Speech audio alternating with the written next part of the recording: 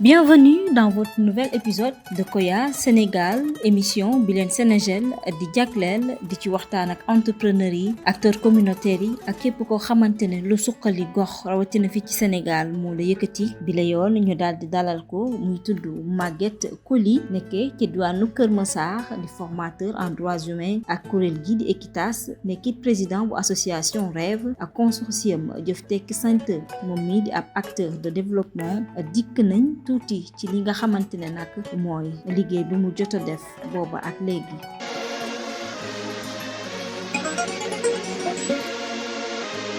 Donc je m'appelle Maguette Coly,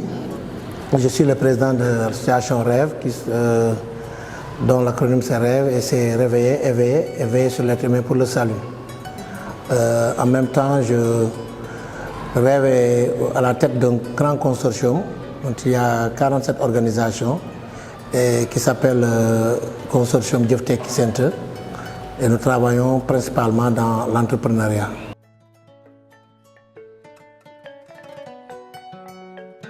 Vraiment mon parcours, c'est un parcours vraiment atypique parce que effectivement après la maîtrise en droit des affaires, j'ai été consultant dans 2 grandes organisations et le goût en fait d'aider les gens, il fallait commencer. Parce qu'en tant que conseiller juridique de 2 grandes sociétés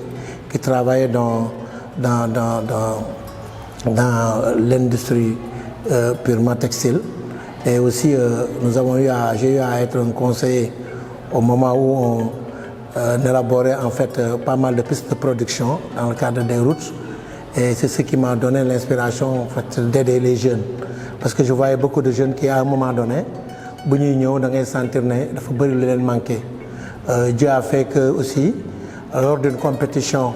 vraiment légale par rapport à la gestion d'une structure de jeunes qui se trouve être le foyer des jeunes de Yeumbeul, là où on disait que c'était le CEDEPS de Yeumbeul, entre guillemets, parce que c'était la seule ou grande structure de jeunes qui était là, m'a postulé, après m'a donné directeur. Donc durant vraiment 12 ans, j'ai été dans l'encadrement, dans l'accompagnement des jeunes. Et c'est ce qui m'a donné aussi cette inspiration d'aller au-delà en fait des carcans purement institutionnels pour aller travailler dans le cadre de la société civile. Parce que là, on a plus de marge de manœuvre, on a plus de possibilités et là, on n'a pas tellement de barrières pour pouvoir aider les jeunes. Mais si on est institutionnel, on est par rapport à des directives, soit un maire, soit un préfet, soit notre lolo. C'est ce qui m'a surtout donné l'inspiration d'aller au-delà de cela. Donc j'ai payé pour mes propres formations. J'ai tout fait pour être vraiment à un niveau un peu plus élevé parce que comme le Olof dit, donc c'est ce qui m'a vraiment poussé à être dans l'encadrement des jeunes.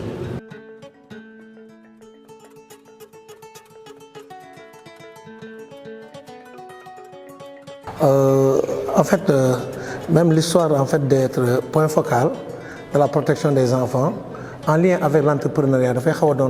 pour comprendre mais qu'est-ce qui se passe? En fait, ce qui se passe, c'est que lorsqu'on a mis en place l'association Rêve pour aider les jeunes, on s'est heurté à un phénomène. C'est-à-dire qu'il nous arrivait d'avoir beaucoup de jeunes, ils ont pas mal d'éléments tard. Donc, c'est des jeunes qui n'ont pas été préparés à bas âge.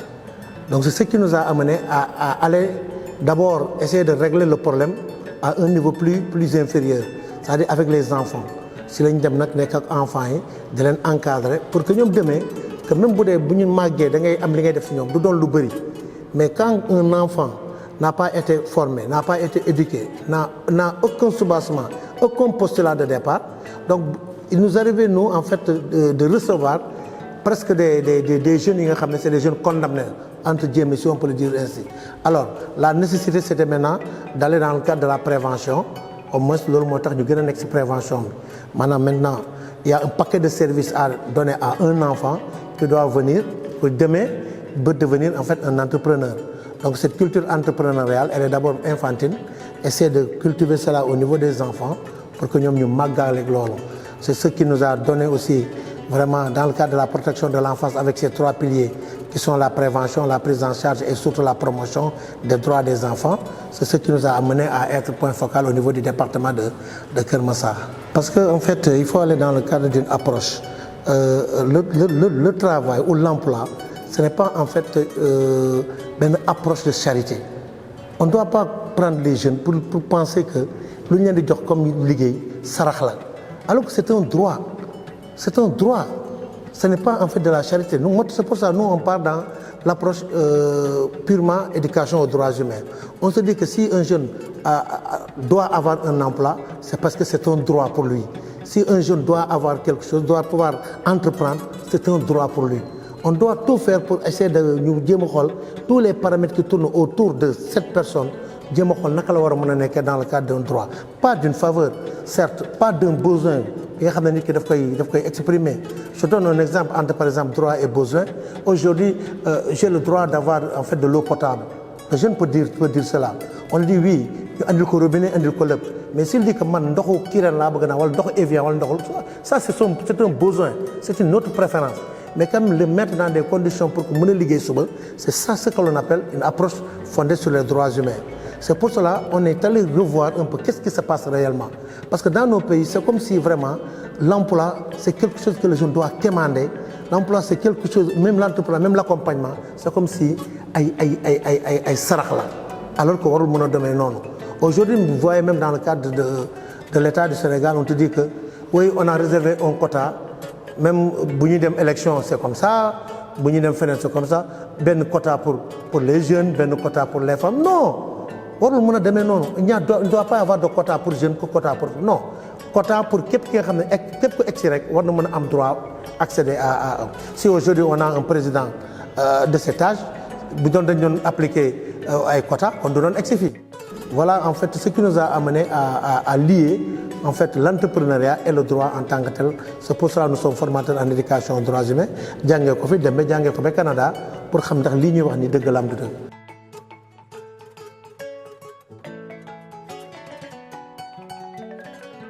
En fait, face à ces problèmes, sincèrement, si on nous dit que am nañu problème, c'est vrai am nañu jafé-jafé. Quoi que l'on puisse dire, quand un postulat de départ est mauvais, c'est sûr et certain qu'arriver à des jafé-jafé. Maintenant, comment s'y prendre? C'est essayer de changer de paradigme. Essayer de voir qu'est-ce qui se passe réellement. Donc, ce qu'on m'a dit, c'est recherche-action. Ce qu'on m'a dit, c'est responsabilisation des jeunes. Peut-être que vous avez l'occasion d'aller avec nous, El Hadj Malick, vous avez l'occasion d'aller avec nous, Oumar Kalsoum et autres. Nous sommes dans le cadre de la responsabilisation de ces jeunes. Parce que, aussi, quand ils ont la yon, donc ils ont mais defaral sa bopp mu jëg di daanu di essayer le faire mu jëm a xamal boppam su métier mu xam ne fii mënoo fa jaar je pense que loolu da koy aguerrir et dans le cadre de cette résilience ñun dañuy def lu accompagner leen. Alors au Sénégal ce qui se passe c'est quoi? C'est-à-dire ñun suñu spécialité peut-être c'est pas bien de décliner tout le temps en fait ce que nous faisons, mais en fait nous avons une centralité et maintenant lu ci des yëpp pour ñun dafa war a converger vers cela. Nous notre centralité c'est l'entrepreneuriat.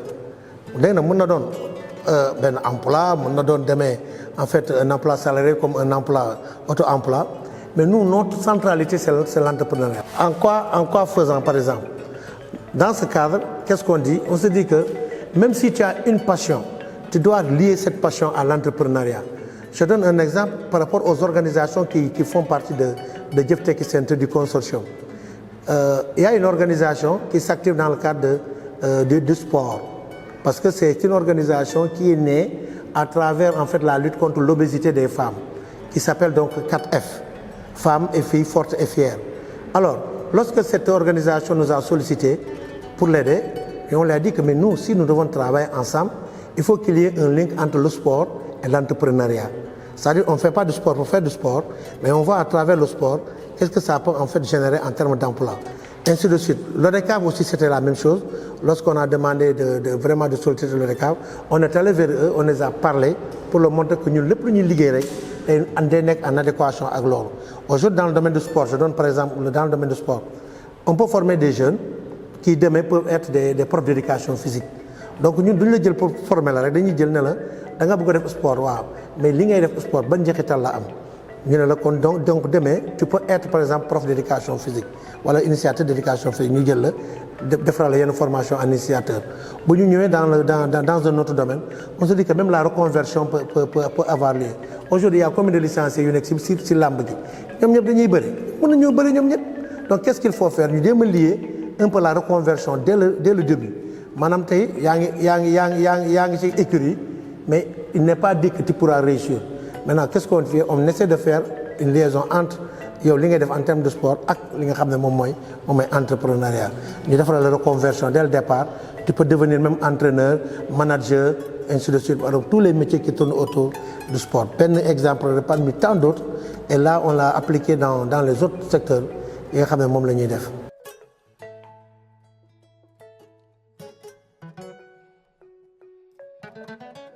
En parlant de Sénégal, vraiment damay remercier Pape Samba parce que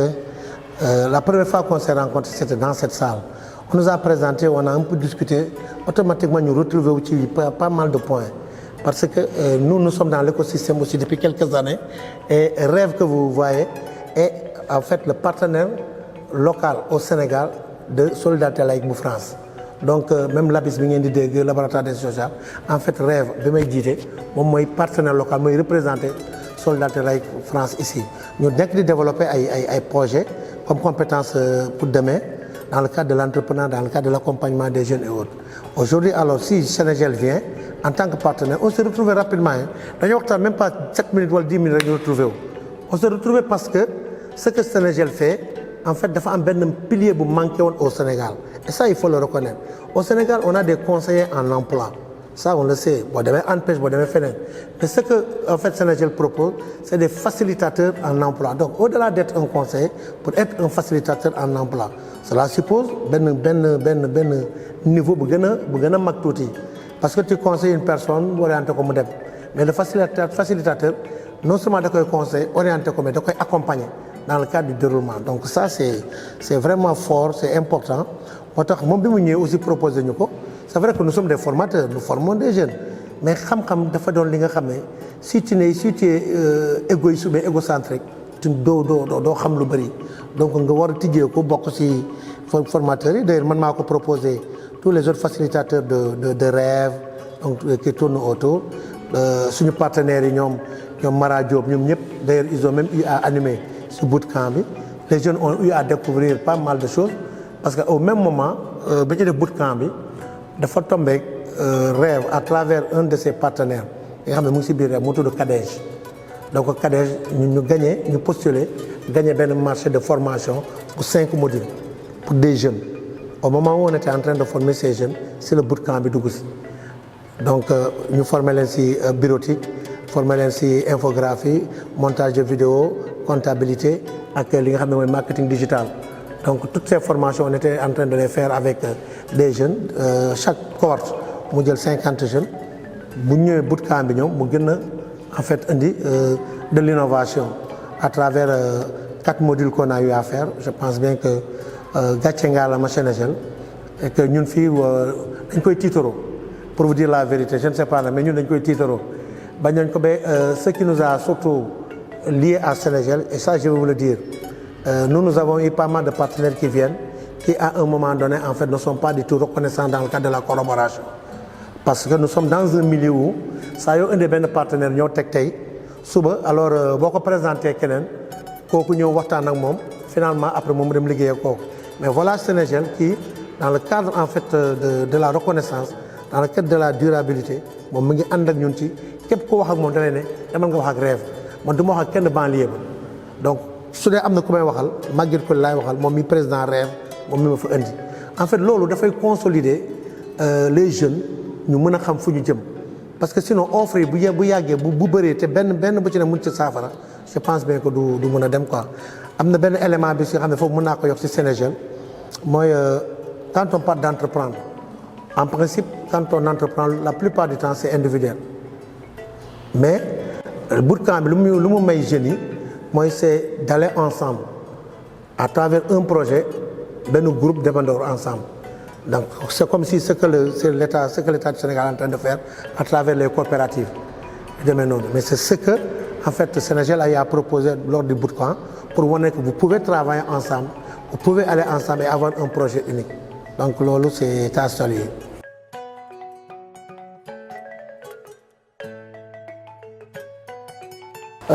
Méthode et organisation mooy secret bi c'est pour cela des fois bu ma nit ooyee sax dama lay ne wax ma kañ dañu war a mën a gisee wala nanga parce que en fait je planifie d'abord lu ci bëri ci semaine bi principalement mun na am nag ay failles c'est normal parce que des fois mën nga planifier lenn mën a ñëw yàq mbir mi mais connaître beaucoup de choses sur beaucoup de domaines dafa am solo pas connaître tout sur une seule chose finalement ci loolu ngay yem doo mën a xamal lu bëri bu ñu la génnee si sa zone de confort rek jeexal nga loolu mooy indi des fois quand on est un peu bien ressourcé par rapport à cela on se dit que tiens tey benn thématique bu bees ñëw même dans le cadre de la protection de l'enfant des jeunes filles nga dégg ñu leen ñenn ñi di leen wax ne nous pourtant on a fait des formations en mutilation en MGF mais au finish nous faisons un link entre quels sont les impacts des MGF sur par exemple la santé mentale de la fille. Demain là c'est entrepreneur la mën a doon elle peut devenir entrepreneur elle peut devenir tout cela quels sont en fait les impacts négatifs de cela de cette pratique sur la personne qui doit entreprendre demain. Loolu yëpp dañ koy xool dans le cadre de sa santé dans le cadre par exemple de son développement moral dans le cadre de sa vision futuriste du monde au lieu d'être là muy morfondre parce que am na pas mal d'entrepreneurs quand on les prend après en privé foofu ngay gisee lan moo tax ñu ci bëri mënuñu sax jàng parce que tu te dis que cette fille là elle ne veut pas aller à l'école cette fille là elle veut pas réussir fait que réellement elle est en train de vivre une chose bi nga xam ne boo ko xamoon peut-être en lien avec l'entrepreneuriat. D'ailleurs c'est pour cela que nous on est entré en force dans ce que l'on appelle la santé mentale au niveau des écoles la santé mentale au niveau des instituts de formation professionnels pour savoir ce que les gens vivent li nga xam ne mën na doon benn blocage pour que demain bu ñu bëggee doon ay entrepreneurs. Voilà en fait pas mal d'éléments yi nga xam ne on essaie de quand on n'a pas les moyens comme on le dit on s'organise quand on a les moyens on organise. Maintenant mon organisation c'est ça teg affaire yi ci temps yenn saa yi mu jàll yenn saa yi nga sacrifier yenn yi c'est comme ça.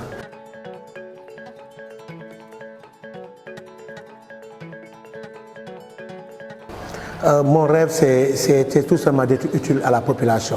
Vous savez moi je pense bien que tout un chacun du matin au soir vraiment tu dois faire ton bilan journalier. Le soir avant de te coucher tu te dis que moi qu'est-ce que j'ai fait? Est-ce que j'ai été utile à la population? À qui est-ce que j'ai rendu un service? Parce que quoi que l'on puisse dire, on m'a rendu service pour que j'arrive à ce niveau. Que ce soit d'une manière intéressée ou d'une manière désintéressée. Donc pour moi, ce qu'il faut faire, c'est aussi d'être utile à la jeunesse. À un moment donné, peut-être, si on parle de nos parcours, moi je peux dire que personne ne m'a aidé. Ça, je vous le dis sincèrement. C'est pour cela que je ne veux pas aussi rendre cette pièce négative aux jeunes. À un moment donné, j'ai beaucoup souffert. C'est le conseil que je donne aux jeunes. Il faut qu'ils soient résilients.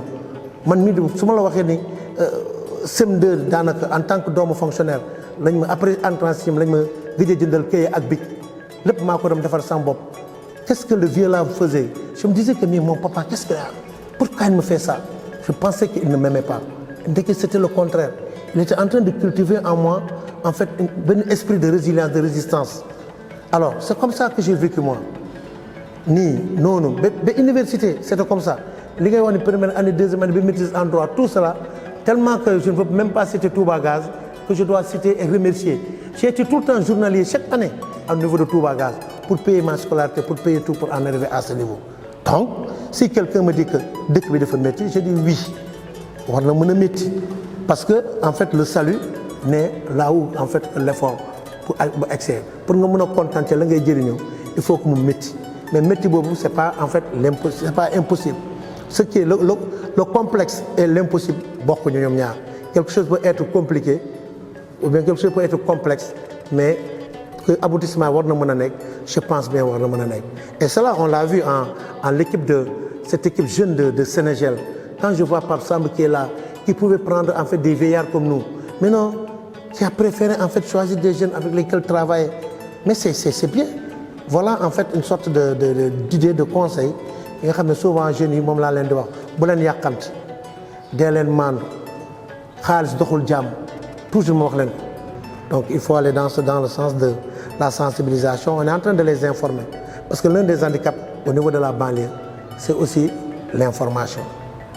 en matière d'entrepreneuriat, en matière de concours, en matière d'examen. moo tax le centre aussi c'est un centre d'information pour que vraiment lépp li nga xam ne mën nañu leen ko defaral. De toute façon ils peuvent réussir, c'est possible et je sais que c'est possible inchallah.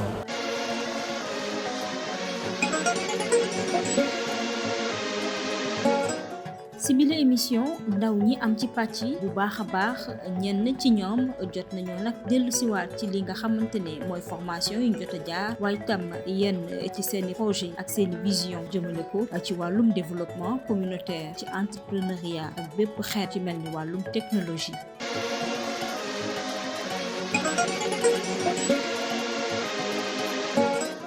Bon, merci beaucoup. Je me présente. Mon nom c'est El Malik, je suis le président de l'association Rêve, agent de santé communautaire au niveau du district sanitaire de Yeumbeul et styliste, facilitateur sur les mutilations génitales féminines. Bon, entrepreneuriat dama naan passion la parce que léegi da nga gis ñoo xamante ne dañuy coordonner seen étude pare pour ñu am liggéey sax beneen problème lay doon. Léegi nag avec l'association Rêve on a eu la chance de bénéficier à des séances de formation comme bootcamp bi nga xamante ne da lay permettre nga mën a demal sa bopp tegal say projet après ñu accompagner la financement yi ak conseils yi nekkul lu ñu xeeb benn yoon parce que daje nañ ci ay bërëb yoo xamante ne jàng nañ fa mën nañ demal suñu bopp parce que gagné nañ expérience. Donc pour nga boole ko li tax lu jafe mooy nekkul chaque jour lay doon te par exemple da ngay nekk ci terrain bi terewul say cours da nga koy jot léegi ak internet bi recherche yi moo ngi fi. En plus de ça le département anglais c'est pas chaque jour ngay jàng te doo def TD aussi. Donc tu n'es pas obligé di toog chaque jour di assister ay cours te pour mën nga loger université toog ñi lay jox ndekki fukki dërëm ay 100 francs reer 100 francs pour man loolu day rey sa yaram day tax nga tayal donc kii fu mu nekk dafa war a di góorgóorlu jug xeexal boppam pour mën a gagner li nga xamante ne mooy ay gain am. bootcamp bi jàng nañ ci lu bari lu ci gën a am solo mooy travail d'équipe bi parce que ay jeunes yu jugee fu nekk la kenn xamul sa morom mais dañoo ñëw wan ñu ne pour ngeen mën a liggéey il faut aussi ngeen di jàppalante trouver des stratégies ak ay solutions yi nga xamante ne du jafe benn yoon nga trouver benn réussite boo xamante ne yaa koy xeexal sa bopp parce que nekkatul wéeru yaakaar ci nit. Donc bootcamp bi jox am nañ ci expérience yu bëree bëri ci business model Canva bi wan ñu sa projet nan nga koy bindee parce que projet ak idée de projet c'est pas la même chose. Fekk commencé woo ko rek jàppal ne amagoo projet par exemple mun ngay xalaat yu bëree bëri mais boo jugul pour réaliser ko mook zéro yam te bootcamp bi dafa nekk formation boo xam ne je dirais que c'est très pratique tey sur le terrain ñun en tant que styliste nekkatuñ du liggéey comme ni ñu doon liggéeyee donc actuellement am nañ ay bagages yoo xamante ne dañuy jéem à ce que différence li am différence bi nu muy amee mooy innovation te ku wax innovation wax ne bootcamp bi laa ko jëlee. maanaam li ngay jaay wala li nga xamante ne moom nga bëgg a exercer bu ko def comme ni ko ñeneen ñi di defee yow jéemal am solution à ce que chaque jour ngay indi say touche personnelle indi lu bees loo xamante ne ku ko gis dina xam ne lii c'est la qualité et la qualité fait toujours la différence. man boo xoolee chaque fois dama bëgg ay affaire ñaaw solal nit boutique bi nag ubbeeguñ ko mais avec bootcamp donc jàng nañ ñaw avant boobu sax mais pour mu mën koo gën a réaliser fale ñu ñëw ut xam-xam.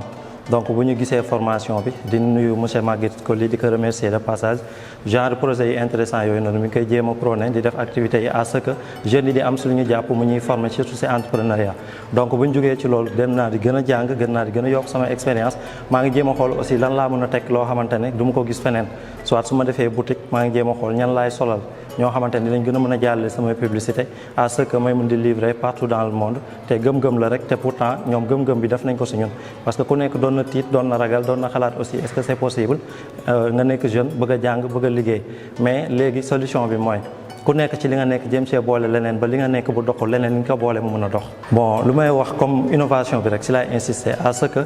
mu ouvert quoi parce que entrepreneuriat laajul koo xamante ne dafay tëju donc muy ubbeeku di jéem à ce que muy gën a miinante ak nit ñi di jéem a xam lan mooy seen problème am une écoute attentive et empathique toujours se mettre à la place de l'autre pour xool moom lan mooy ay problème am yenn difficulté lay jàkkoonteel ak sa client lan mooy sa cible ñan nga war a jaay li ñan nga warul jaay li yan heure ngay posté ak fan ngay jaayee parce que léegi ak réseaux sociaux yi c'est pas tout difficile nga jàll li nga xamante ne mooy say ay produits donc soxlaatul nga ne man amuma boutique donc je vais pas me lancer non amoo boutique mais 100 000 francs bi nga am jënd ko téléphone bu cher toog parfois doo am sax crédit boo ci def mais jëlal 100 000 yooyu noonu nga jéem a xool lan nga ci teg lu mu la mën a jural ba nga xamante ne même bu dee 5 000 francs de plus bul ko xeeb nga organiser wu encore une fois parce que loolu ci ëpp solo xam ñi ngay demlanteel ak ñi ngay jëflanteel ndax gars yi dañoo xaw a doy waar donc mën nañ ñëw mel ni ñu lay conseiller alors que ne seen intérêt kese la ñuy jéem a xool donc yow aussi da ngay xool sa intérêt di jéem a innover c'est ça. bon ñu ngi koy commencé xam nànk-nànk parce que au début gars yi dañuy boot seen saag rek dem jàngi ñëw toog seen kër mais boo gisee léegi Kër Massar jeunesse bi dama naan jeunes yi ñu si bëri tooguñ je ne dirais pas Kër Massar seulement mais je parle du département en général boo duggee si réseaux sociaux yi sa xol day sedd da ngay daal di fier si réalisation yi lépp nag di ko sante ñi nga xamante ne ñooy suñu ay mag ñi nga xamante ne saa su ne ñu ngi jéem a woon yoon bi sànq comme Maguette mi ma lim tonton Maguette mi nga xamante ne mi ngi jéem a formé tey par exemple ñun soxlaatuñ di génn ci département bi di dem feneen di fa wuti leneen ndax formation boo bëgg rek am na fi donc ay bourse de formation aussi ñoom bu ñu déggee dañuy jàppale donc ñi mën a jàng ci kaw loolu aussi yóbbu nañu ci mutilation génitale féminine muy l'ablation ou extraire les organes génitaux féminins de manière totale ou partielle di lor ñi bi nga xamante ne jigéen ñu bari la di leen xarafal te mu nekk loo xamante ne acte bu ñu war a dénoncer la donc ñu teg association bi nag mu am groupe ñu am bon tranche d'âge yu bari ay xale ak ay mag ñu jóge fu ne saa su ne ñuy échanger ñu bëgg aussi lu mu gaaw nu mu mën a gaawee du moins ñu mën a xeex loolu noonu mën ko fay jëlee te ci kaw loolu dafa laaj li nga xamante ne mooy travail d'équipe booloo di xàccandoo di doorandoo doon benn te ñu ngi koy def ci ñun te boo xoolee Oumou Kalsoum mi xamuma ko woon donc lii moo tax ñu xamante tout le temps ñu ngi waxtaan ñu ngi may woo ci ay projet ñu ngi def ay causeries ensemble pour sensibiliser la population donc mu nekk acte bu noble boo xamante ne c'est à saluer te di leen encourager yéen ñi nga xamante ne saa su ne yéen a ngi ñëw di ñu booster di ñu jàppale aussi. Alors bonsoir, moi je me nomme Oumou Kalsoum Kébé, je suis étudiante en deuxième année en sciences juridiques à l'université numérique Cheikh Hamidou Kane, en même temps entrepreneur. Je suis aussi chef de projet ici dans le consortium Jeftech Center. Bon man bénéficié wu naa ci bootcamp de 3 jours bi nga xamante ne Sénégal moo ko organisé woon fii nii ci Kër Massar bootcamp bi nag jàngee naa ci lu bari. J'ai appris d'abord sur le développement personnel parce que tey jii nii avant ngay entreprendre war nga am benn mentalité de fer bi nga xamante ne dina la mën a permettre ci lépp loo dugg nga mën a am résilience continuer ko ci côté développement personnel jàngee naa ci lu bari en plus de ça jàngee naa ci comment rédiger son business model Canva mooy les 9 cases yi nga xamante ne daf lay permettre nga xam fan ngay situé wu carrément fan ngay commencer ba fan ngay terminer et aussi bi ma paree ci bootcamp boobu noonu j'ai eu à pratiquer cet acquis-là à titre d'illustration j'ai eu à bénéficier d'une autre formation bi nga xamante ne c'était une formation théorique d'abord ensuite il y avait une phase pratique et après dans cette phase-là on s'est constitué en groupe de jeunes femmes on est un groupement ñu tuddee ko Ñamal Seet groupement boobu nag jàngee naa fa comment transformer les produits locaux dañuy defar ay sirop ay jus ay céréales ak ay confitures. Bon avec une organisation comme je l'ai dit tantôt tey jii nii mën naa organiser sama emploi du temps ba su ma bëggee suivre samay formation en droit du ma yaakaar dara tey jii ma bëgg def formation sur la transformation des produits locaux parce que c'est d'abord une passion bi nga xam ne dama ko am ci agriculture bien vrai que j'ai pas encore fait la pratique c'est-à-dire la production carrément mais jot naa gëstu sur comment faire les transformations et je compte bien en fait continuer ko en fait inchallah. Donc association Rêve di remercier monsieur Maguette Coly de passage moom mi nga xamante ne moo ñu ci intégré bi ma fa intégré ba tey j'ai eu pas mal d'opportunités là-bas parce que am na benn formation bi nga xam ne bénéficié naa ko c'était sur les mutilations génitales féminines bañ defee formation ba pare ñu nekk ay facilitateurs di faciliter ay causeries di sensibiliser les gens sur les mutilations génitales féminines pour loolu mu mën fee jóge. En plus de ça ma nekk chef de projet ici ci consortium bi ñu naan Jëf Tekki Center di def ay formation di proposer ay modules de formation et autres.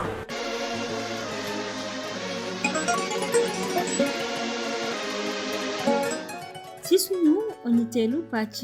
Amadou Mbaye Diop nekk consultant et formateur en communication digitale spécialiste lu jëm ci wàllum solution web ak mobile moom nag moom la ñuy pellool ak Maguette Coly fekk ko ci diwaanu Kër Massar daañu waxtaanee lu jëm ci wàllum technologie waaye tam lu jëm ci droits humains ak impact yi nga xamante ne am na ko.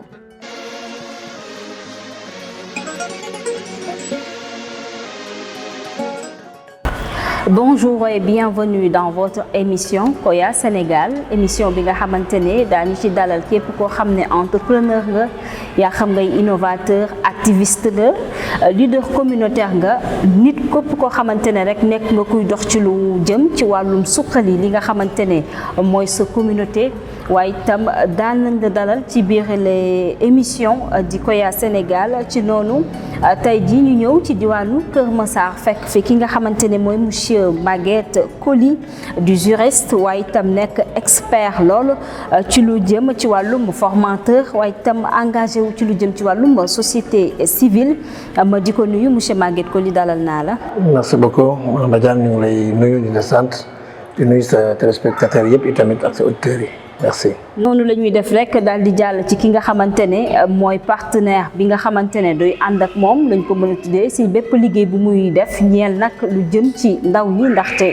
nekk na pàcc bu am solo surtout wàllum formation ci ndaw ñi fi ñu toll fii ci réew mi ñu ciy def jéego yu am solo kooku di wuyoo ci monsieur Mbacké Diop moom it di consultant nekk formateur ci wàllum communication digitale am spécialité ci lii di solution web ak mobile ñoom ñëpp ñu fas yéene feggu amal waxtaan bu yaatu ci wàll wi monsieur Amadou Mbacké Diop dalal nañ la ci biir Koya Sénégal. waaw maa lay nuyu di la sant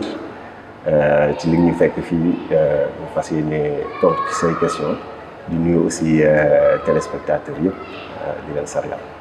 noonu la ñuy def rek daal di xuus dem ci suñu laaj bu njëkk bi nga xamante ne yéen ñaar ñëpp la soxal juste ci quelques mots yu ndaw rek monsieur Maguette Coly nga defal ñu benn tënk ci li nga xamante ne mooy sa jaar-jaar parcours bi nga xam ne Maguette Coly daal dina koy def ci wàllum liggéeyam ba fii mu agsi tey. waaw soxna madame dina xaw a jafe xanaa wax rek ne sant yàlla ci par rapport ak jaar-jaar bi et que fépp fi nga xam ne war nañ ko mën a teewee di remercier sama naataango bi toog vraiment sànq bi may présenté wu nuyu ma ko mais da fekk rek mu doon dañ doon waxtaan maak moom ci lu yàgg ci mbirum liggéey ci jaar-jaar bi nga wax ne moo tax dañ def lu dul wax ne dañoo jàng ba ñu waree jàng jógee université jéem a def ay concours jóge ci concours yi accompagner ay nit jóge ci accompagnement boobu demaat dugg ci fonction publique liggéeyaat encore ci collectivité territoriales yi en même temps léegi delluwaat ca la nga xam ne mooy société civile bi créer ay organisation pour accompagner encadrer les jeunes donc daanaka daal maanaam ci tënk ci loolu la ñu nekk nii incha allah. monsieur Amadou Mbacké Diop. tey boo doon présenté wu lan dañu mën a jàpp ci yow kan mooy Amadou Mbacké Diop. waaw Amadou Mbacké Diop donc man dama ne spécialisé la en sciences de l'information de la communication et tout ce qui est technologie de l'information de la communication donc formation boobu laa def à l'université en sciences de l'information documentation communication ensuite ma continuer def sama formation dans tout ce qui est architecture de l'information création technologique conception développement et cetera donc ci loolu laa doon yëngu di liggéey aussi dans le secteur des technologies en entreprise mais aussi di évoluer dans le cadre de l'entrepreneuriat donc au niveau de Kër Massar donc di liggéey nekk collaborateur au sein du CADEJ centre d'incubation mais aussi nekk collaborateur et formateur au niveau de l'Institut africain Futur Métier donc casquette boobu tey lañ fi ñëwee donc nekk aussi partenaire bu Rêve Maguette donc on travaille sur plein de domaines notamment dans le domaine de la formation des jeunes donc et aussi dans le cadre de l'accompagnement dans la stratégie, dans la mise en place d'outils et de plateformes. mu nekk lu am solo daañu gën a ñëw ci moom ak domaine bi mu nekk ndax wuyoo na bu baax ak li nga xamante ne mooy valeur yi nga xamante ne émission bi daanaka daf siy dox rawatina lu jëm ci lépp lu ñeel wàllum jeunesse maanaam ndaw ñu ci noonu monsieur Maguette Coly casquette yi daal dinay bari juriste formateur droits humains ak li nga xamante ne mooy président association loolu yëpp nga mën ko jël tey daal di koy boole nan ngay def ba mën a jokkale différents branches yooyu tey amal say activité ak sa liggéey normalement. waaw loolu moom jàng la rek xam nga jàng am xam-xam parce que loo gis rek balaa nga ciy dugg war nga mën a am minimum de bagage bi nga xam ne war na la mën a tax ba demee nga mën a déceler yenn mbir yi donc loolu moo taxoon ñu jàng université dem bi ay niveau maîtrise en droit et quelque dem defi aussi marketing communication. yëpp c'était pour vraiment nga mën a am yenn lijaasa yi mën a ñëw dans le cadre maintenant pratique ngay daje nag ay mbir yi nga xam ne au-delà en fait de jàng bi ci terrain nga koy mën a rencontrer d'ailleurs loolu tax na ba soo organisé wul rek en fait da ngay nekk ci ay jafe-jafe finalement lu bëri dafay mu dee ñëw sa bopp dootoo xam en fait noo koy defee loolu tamit ñoom Mara Diop mii nga xam ne ñun Mara lañ koy ooyee ñoom ci seen biir cours yi si bëri ñu dañ ciy jàng parce que dañuy ñëw ñu woon ñu ne mbir moo gis rek da nga ko war a teg ci temps da nga ko war a mën a organiser méthode la laaj organisation la laaj yu si bëri ñun moo tax des fois même on n'est pas participant direct ci yenn formation yi mais ñoom seen formation yi bëri ñu dañ ciy juux ñoo toog seetaan déglu nga gis ne bëri dañ nga ko jàng à travers yenn plateforme yi nga xam ne même bu muy wax problème numérique sax da nga gis ne rek lu si bëri di nga ko mën a jàng à travers loolu léegi nag loolu nga dem yóbbu ko ci sa dundin da nga gis ne même boo embrassé mbir yu bëri mais da ngay xam fenn fu nekk ban position nga ci nekkee donc loolu la daal organisation la laaj daal. mu nekk lu am solo ci noonu monsieur Mbacké Diop nga nekk spécialiste ci science de l'information et du digital bu ñu sukkandikoo ci yow lan moo nekk idée yi nga xam ne moo gën a mag yu ñu mën a jëlee ci wàllum transformation digitale fii ci Sénégal waaye itam lenn loo xamante ne nam nga ko yow buñ la ko joxoon ngir nga corriger ko amal ci ab soppeeku. waaw transformation digitale bu ñu koy wax la plupart du temps dafa nekk domaine boo xamante ne yàggul trop donc quand on parle du digital c'est juste dans les années dans la fin des années 2010 la plupart du temps fekk maa ngi liggéey ci benn entreprise technologique bu mag donc c'est à partir de 2017 2018 lañ njëkk a taxawal ay benn pôle digital ci entreprise te pourtant entreprise technologique bu mag la donc nekkul loo xamante ne lu yàgg la lu récent la donc défi yi li ci bëri mu jur ay questions yu bëri donc ndax digital dina remplacer métier yu bëri ndax dina yokk efficacité ci organisation yi moo xam administration la moo xam ci ONG la moo xam ci association yi la donc mu susciter question yu bëri mu nekk aussi question boo xamante ne question bu passionnante la woon donc ñun fekk ñu nekk ci domaine bi donc ñu bàyyi suñu wàll ci entreprise yi mais en même temps ñu ne au niveau local lan lañ mën a def ci domaine boobu pour booster entrepreneuriat bi pour booster jeunes yi ñu embraser le digital pour mettre en place des entreprises parce que marché de l'emploi bi c'était très tendu. Commencé woon na chômage bi bari woon na ci formation yi la plupart des jeunes ñu doon def ay formation dans le domaine de la logistique dans le domaine de la communication dans le domaine du marketing etc. donc mu am tension dans le domaine de l'emploi le digital bi ñëw comme un bouffée d'oxygène donc boo xamante ne ñoom mënoon nañ ko def tremplin pour prendre en charge pour prendre en main leur destin et mettre en place des entreprises même su fekkee des entreprises individuelles la donc ñu initier leen ci ñu am ci ay compétences pour mën a aller de l'avant voilà. En tant que formateur yow monsieur Coly nekk itam di yëngu ci wàllum entrepreneuriat di def facilitateur en emploi lan nga yaakaar ne mooy ñetti défi yoo xam ne yu am solo la yu tee ndaw mi nga xamante ne entrepreneur la mu àgg ci objectif bi mu bëgg fii ci diwaanu Kër Massar. En fait arrivé au digital daf ñoo tiital ñun ñi nga xam ñoo doon accompagner xale yi ñoo jékki-jékki mu mel ni comme bu doon benn déluge la bu ñëw alors ñu commencé inquiété wu naan ah mais tiens soo matuñ bët nañ perdre seen emploi et en fait c'est ce qui s'est passé sur pas mal de choses ci nga xam ne ñenn ñi en termes de défi ci loolu lay demee par exemple premier défi moo doon il fallait s'adapter ou disparaître c'est-à-dire soit da ngay mën a bokk mën a ñëw que tu sois initié ou bien nga disparaître donc défi la woon benn défi la ci dans le cadre de l'entrepreneuriat et que jeunes yu bëri yi nga xam ne xawoon nañu tardé un peu ci mbir moom bi leen train bi rawee vraiment pour ñu ñëw bokk après c'était très difficile beneen défi mën nañ ko jël par exemple ci xale yi dans le cadre du mimétisme maanaam rares sont certains que l'on accompagne dans le cadre de ñu ooy tunnel de la transformation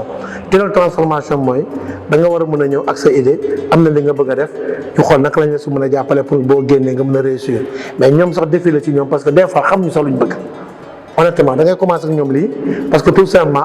soo gisee ba bëggoon def tel métier c'est parce que dama ko gisoon ci Mara wala dama ko gisoon ci jeenam c'est pas en fait leen li nga xam ne ci seen biir ñoom dëgg-dëgg dañ ko gëm léegi nag est-ce qu'ils ont aussi les compétences pour bëgg a def loolu est-ce que nga interroger nañu ci par rapport ak toutes les dispositions mu doon un autre défi li nga xam ne loolu dafa doon li nga xam ne tey freiné na élan jeunes yu bëri ñun ñu doon accompagner beneen bi mooy effectivement aujourd'hui je pense bien que place bi nga xam ne war nañ ko occuper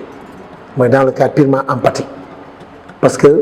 robotique baa ngi ñëw def liggéey bi nga xam ne ak intelligence artificielle bi lu extraordinaire en termes de défi moo tax ñoom jeunes yi tey peut-être ñun lu ñu doon def bu njëkk war koo mën a accepter tey ñoom am na li nga xam ne suñ ci bokkul suñu pecc ba ak ñoom dès maintenant je pense bien que ñu bëgg nañ ci am ay mbetteel yu bëri parce que fi ñu jëm vraiment je pense bien que dafa xaw a difficile bu njëkk ba sax da nga doon gis secrétaire man par exemple sama premier bureau dama doon ñëw rek jox sama secrétaire ay lignes rek pour mu liggéey ma gis mu def ko amoon mais léegi su ma ñëwee damay dugg bind question chat GPT rek mu jox ma li mu may jox est-ce que finalement demain j'aurai besoin d'une secrétaire ou bien donc ay défis yi nga xam ne ñoo nekk ni ci kanam xale yi nga xam ne bu ñu adapté wul rek je pense bien que lu jar a xoolaat la moo tax ñun ñu leen di accompagner pour ñu mën a bokk ci li nga xam ne mooy langue gu bees gi pour mën a liggéey. voilà ci noonu yow monsieur Amadou Mbacké Diop face ak défi yi nga xamante ne monsieur Coly daal dina koy relever sànq wax ko ci côté digital la ñuy waxee yan jumtukaay yoo xamante ne digital bi teg na ko fi yu simple ak yu ñu mën a jotani moom la ñu war a mën a recommander tey jeune bi nga xamante ne dafa bëgg a entreprendre lancer wu ci wàllum visibilité lan lay def ba activité am daal di mën a wanewu ñu mën ko gis. waaw xam nga digital moom tey jii dafa nekk loo xamante ne soxlu nga koy wax nit ñi parce que intégré wu na carrément ci dundinu doomu aadama yi dundinu ñëpp tey jii képp koo gis nga jàngoo tey jii outil digital bi fekk na la sa kër fekk na la sa biir nekk yaa ngi koy utiliser donc d'une manière ou d'une autre de manière consciente ou inconsciente parce que li ko def mooy développement mobile moom moo ko gën a def. Donc le développement du téléphone mobile moom moo gën a tax ñu intégrer de facto les outils digitaux dans ces outils-là, dans l'outil mobile, dans le téléphone mobile, surtout le smartphone. À partir des années 2010 comme ni ma koy waxee smartphone bu ñu duggee dafa àndaale un panoplie d'outils digitaux yoo xamante ne nit ñi intégré nañ ko donc ak réseaux sociaux yi aussi ñëw na en renfort ba nit ñi nga xamante ne ñëpp a ngi utiliser de manière personnelle ou professionnelle donc ci loolu rek la ñuy appuyer wu sur les réseaux sociaux sur les outils digitaux yi nga xamante ne existé na WhatsApp YouTube tout ce qui est TikTok et cetera ak léegi intelligence artificielle xam naa ne si ñëw ci kanam donc ci loolu rek la ñuy appuyer donc dañ koy utiliser de manière personnelle mais ñun noonu lañ ko mën a transformer ba nit ki au-delà de l'utilisation personnelle bu ci def bu fekkee day def benn activité nan la mën a utiliser plateforme yooyu nan la mën a utiliser outils yooyu pour mën a performer monter en compétence en productivité améliorer productivité am ci wàllu woowu donc outils yi bëri na yi fi nekk mooy yi fi nekk rek donc ñëpp a ngi koy utiliser tey jii amul kenn koo xamante ne ñu ngi fi nekk te utiliser wul WhatsApp, utiliser YouTube, utiliser TikTok, utiliser toutes les plateformes qui sont là, qui sont en constante amélioration. Donc nous pouvons performer, éditer une plateforme, nous performer de jour en jour, d'ajouter tout ce qui est aspect business donc TikTok Pro dañ ko lancé yàggul dans la semaine lancé nañ ko donc yaa ngi gis c'est une évolution boo xamante ne parce que li ñuy wax ci dans le domaine de la digitalisation dafa am benn crainte bu ci nekkoon crainte bi moom mooy dina rey emploi yu bari mais la réalité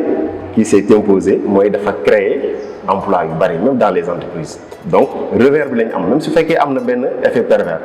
donc revers bi mooy créer na aussi emploi yu bari parce qu'il y a quelques années derrière doo xam luy web design doo xam luy community management donc daawuñu ko wax c'est des nouveaux métiers yoo xamante ne dafa juddu yàggul community management social media manager social media stratégiste donc yooyu dañ ko intégrer dans les entreprises mais existé wuloon donc tey jii ñaata community manager ñoo fi nekk di liggéey sax ba di liggéeyal ay boulangerie kenn xamul nu mu toll ñaata influenceur ñu fi juddu mais loolu li ko permettre ba ñuy monétiser wu di am xaalis ba tey jii yaa ngi dégg suñu état bi sax ne dañ leen di imposer dañ leen di taxer ça veut dire que day générer revenu derrière donc c'est des choses yoo xamante ne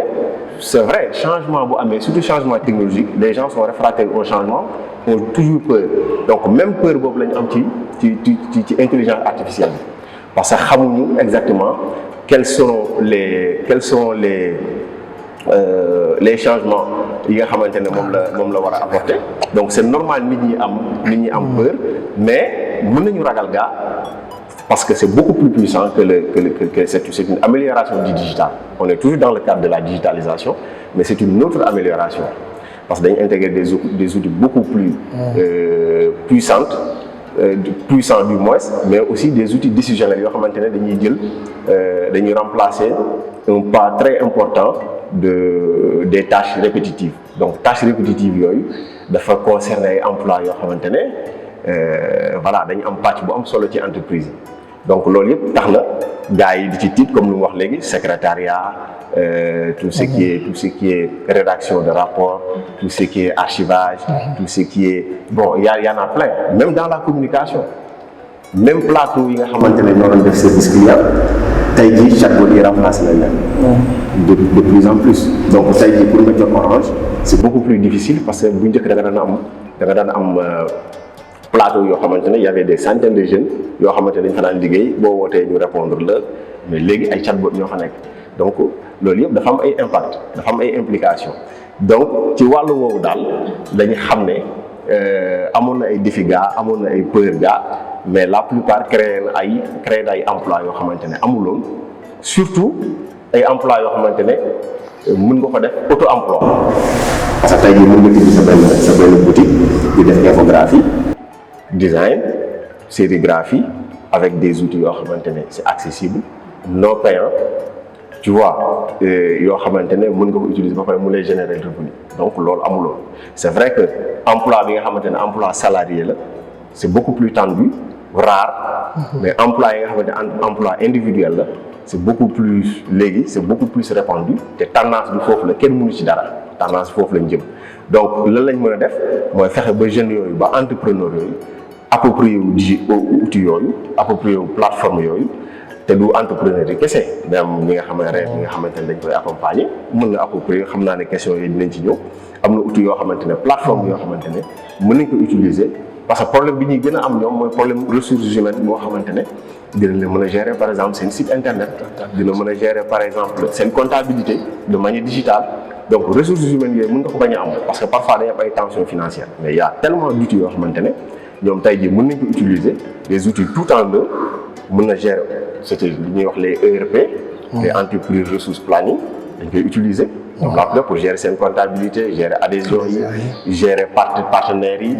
gérer tout ce qui est documentation de manière numérique donc c'est des outils yoo xamante ne mën nañ ko utiliser sans nommer aussi les Canva pour le design et cetera Figma ak des outils collaboratifs de gestion de projet comme Agora Project comme Collectif il y a tellement d'outils yoo xamante ne ñoom mën nañ ko utiliser tey à moindre coût ba pare mu amal leen gain de productivité. Tellement d'outils yoo xamante ne les jeunes mën nañ ko utiliser surtout ñu nekk dans l'ère technologique li ñu fi cité bari na mu nekk loo xamante ne c'est important et opportun, c'est le moment képp koo xamante ne yaa xam da ngay entreprendre nga nekk jeune ak loo mën a doon jot na wala war na ci yow nga dëppoo ak lu jëm ci wàllum technologie ndax noonu la jamono di doxee. Je rappelle que Koya Sénégal moom li ko tax a jóg bokk na ci émission boo xamante ne lépp lu jëm ci wàllum entrepreneuriat ak ci bépp xeet domaine bu mu doon ci la ñuy nekk di causer ak suñuy invité monsieur Maguette Coly. ñu ñëw ci association bi di rêve moom si boppam am na rêve jëmale ko ci li nga xamante ne mooy ndaw ñi lan mooy rêve bi mu jëmale ci ndaw ñi jaaxale ko ci consortium bu Jëf Tekki Center. waaw donc xam nga boo gisee rêve bi ñu am mooy ñun kenn ku ci nekk rek ak foo mënti nekk rek nga war a mën a am li nga suturloo donc loolu dafa doon lu am solo et que culture bi ñuy cultiver sax ci xale yi mooy kenn ko ca nekk ak ca la nga nekk rek xëy na mën a doon yow sa passion mais ngir yàlla jéemal def tuura nga am li ngay suturloo aujourd'hui boo jëlee par exemple ku ci mel ni ay exemple yenn jeunes yi nga xam ne tey ñoom ñoo nekk rêve da ngay gis ne kii dalay naan par exemple man maa ngi def telle discipline wala telle matière à l'université mais nga dégg ñu ne la par exemple chargé de projet la c'est pour vous montrer que très tôt il faut nga mën a adapté wu mooy li ñu doon wax sànq rek da ngay mën a adapté wu egg ci mbir mi nga xam ne donte yow lii nga bëgg a def comme liggéey en attendant sa matière mais vraiment war nga mën a trouver benn alternative nga mën a sutural sa bopp. parce que am na niveau d'étude bi ngay egg bi nga xam ne xëy na parents yi sax duñ ko mën a mënee en termes de moyens. Quand on prend par exemple le président des jeunes boo jëlee El Malick aujourd'hui il te dit carrément que maa ngi def département anglais maa ngi def anglais mais je suis agent de santé c'est-à-dire daf lay wan en fait rêve idée yi muy demee ak jeunes yi parce que sinon boo defee benn fixation kese ci lenn c'est vrai que des fois nga am benn passion dem ci mën nga réussir c'est vrai mais pourcentage de réussite yi nga mën a am mooy nga ubbiwaat yeneen porte wala yeneen fenêtre yeneen possibilités yi nga xam ne war nga mën a am ci la nga jàpp moo tax ñoom toujours loolu dañ leen di won des possibilités yi nga xam ne panoplie yu bëree ngi nii aujourd'hui par exemple suñu partenaire Diop mu ngi koy wax ce qui s'est passé par exemple avec les emplois que les gens ont perdu par exemple ci institut mel ni la Poste Sénégal tout simplement parce que au moment où ñu waroon adapté wu dugg ci secteur numérique bi logistique bi ñu def nelaw poste mu ne ni Poste Sénégal xamul sax ne aujourd'hui li ñuy def waa Wave li ñuy def tey ñoom mënoon nañ ko def xamuñu sax ne la jooni doon def bu njëkk war nañ ko mën a def maanaam adapté wuñu ci contexte bi nga xam ne moom moo tax ñun Rêve dañuy bëgg toujours di anticiper aujourd'hui même le choix de nos partenaires dañ koy xool xam nga tey ku ci mel ni Diop monsieur Diop bu waxee rek da nga xam ne la muy wax xam na ko ca domaine ba mu nekk donc Rêve même dans le cadre des choix de ses partenaires mais nekkuñu ci partenaires yi nga xam dañ ñuy yóbbu fële de fa nga xam ne dañuy delluwaat gannaaw mais dañu bëgg ànd ak partenaires yi nga xam ne dañuy comprendre tey par di anticiper par rapport au futur parce que monde mu ngi dem le monde va vite buñ ci adapté wul rek boobaa on aura en fait des surprises désagréables et à un moment donné les jeunes vont se dire que tiens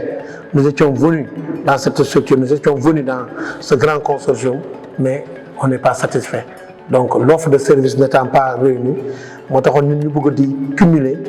le maximum possible d'offres de service sur place aujourd'hui les jeunes ñu ngi wax problème digital ñu ngi wax leneen heureusement que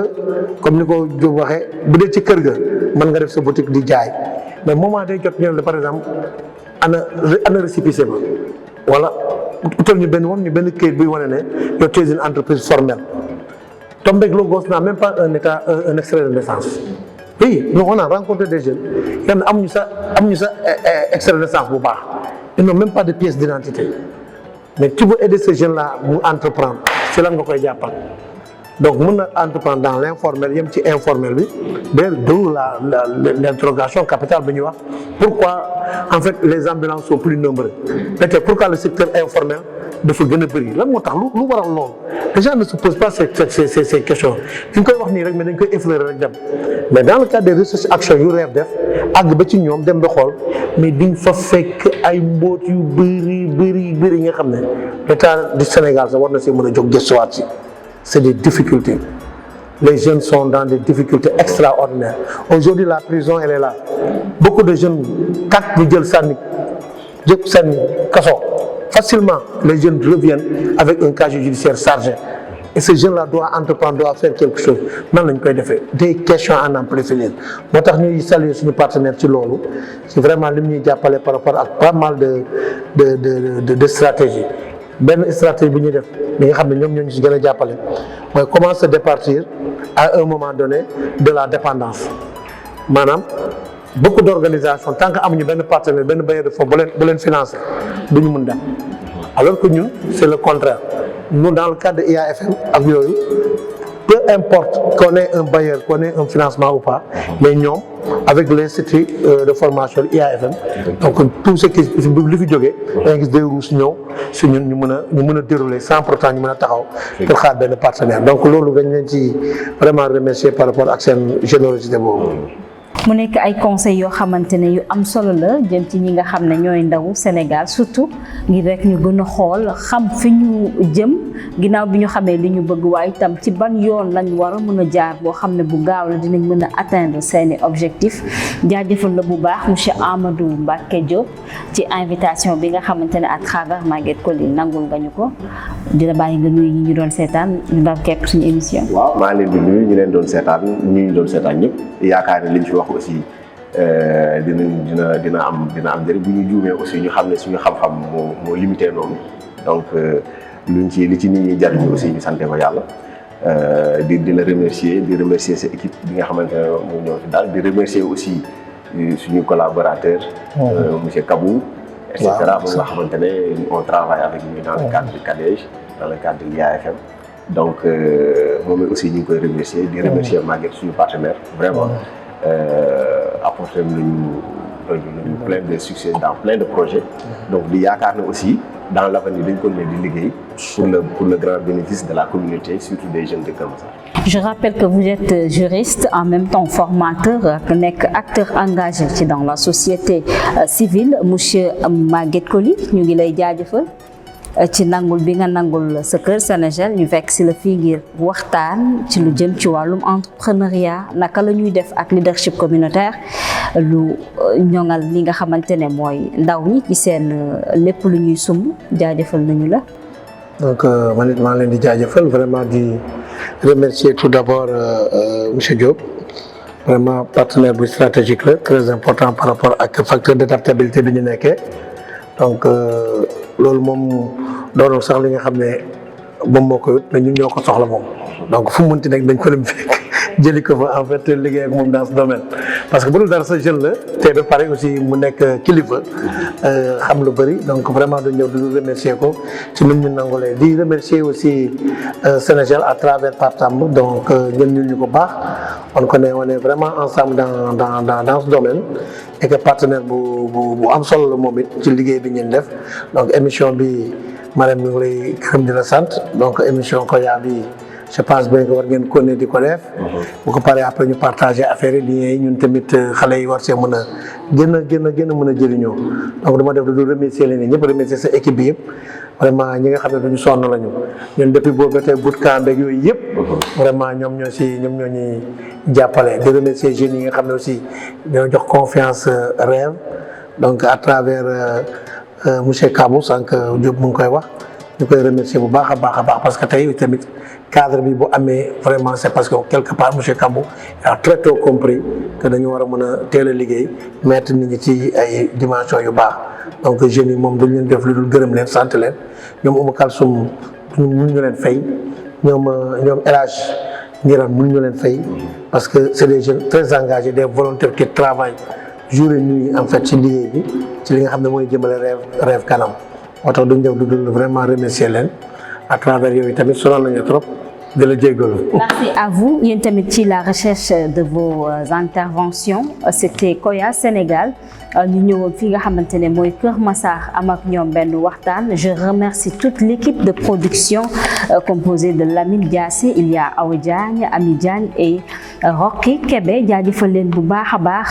Mariam Badiane moo nekkoon ci présentation bi jox leen beneen daje ci beneen épisode ak ñeneen ci ay entrepreneurs activistes innovateur waaye itam képp ko xam ne jeune nga nekk ci yoonu doxal sa réew incha allah.